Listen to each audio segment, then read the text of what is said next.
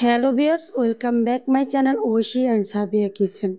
আজকে নতুন একটি রেসিপি নিয়ে আবারও আমি তোমাদের সাথে হাজির হয়েছি।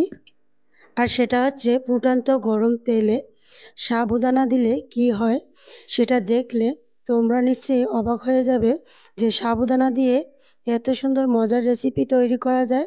আর এটা 6 মাসেরও বেশি সংরক্ষণ করে রাখা যায় এবং যে কোনো হালকা খিদে কিংবা বিকেলের নাস্তায় এইটা খুব সহজভাবেই বানিয়ে দেওয়া যাবে এবং খুব ভালোভাবে চায়ের আড্ডা জমে যাবে। তো চলো রেসিপি দেখে নিই।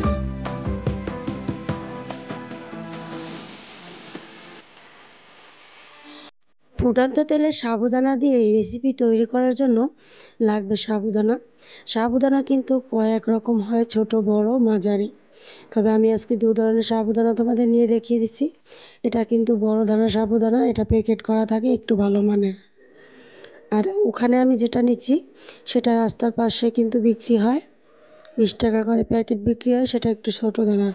আর এই যে দেখতেই পাচ্ছ প্যাকেটের সাবুদানাটা আমি একটু তোমাদের ঢেলে দেখিয়ে দিচ্ছি। তো দুটোর পার্থক্যটা তোমরা দেখে নিশ্চয়ই বুঝতে পেরেছো এটা কতটা ছোট বড়। তো এর চেয়ে কিন্তু বড় সাবুদানা হয়, তো চেষ্টা করবে বড় সাবুদানাটাই নিতে। এবার চুলায় একটা কড়াইয়ে পর্যাপ্ত তেল দিয়ে দিছি।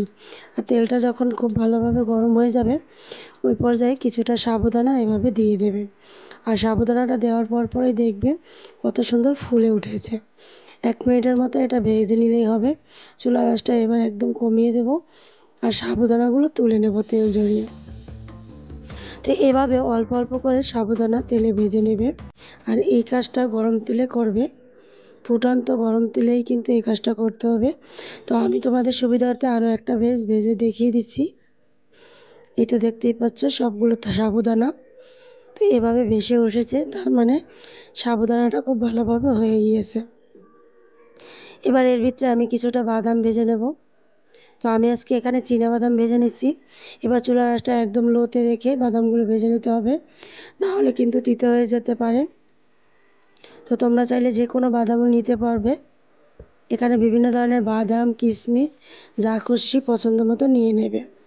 তো কেউ হাতের কাছে কারি পাতা থাকলে সেটাও নিয়ে নিতে পারবে, সেটা এভাবে গরম তেলে ভেজে নেবে। আর চাইলে ঝুরিও ভেজে নিতে পারবে। তো আজকে আমি ঝুরি ভাজা না, শুধু চানাচুর দিয়ে করব। আর দেখতেই পাচ্ছ সাবুদানাগুলো আমার ভাজা হয়ে গেছে।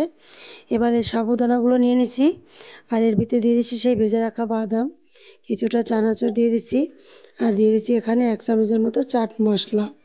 আর এই চাট মশলাটা দেওয়ার কারণেই কিন্তু এই রেসিপিটা খেতে ভালো লাগবে।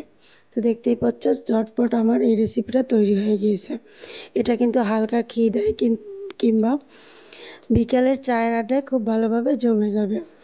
এটা যে কোনো বয়মে রেখে 6 মাস পর্যন্ত স্টোর করতে পারবে।